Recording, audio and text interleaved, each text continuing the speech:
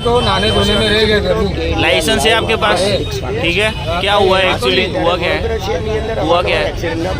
गाड़ी में brake fail हो गया है। ब्रेक फेल हो गया। अच्छा, ब्रेक लगा नहीं।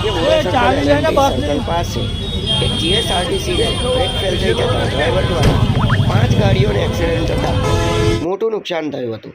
કોઈને જાનહાનિ થઈ નથી, પરંતુ આ બસના ડ્રાઈવરો શું બ્રેકને પહેલાં ચેક નથી કરતા?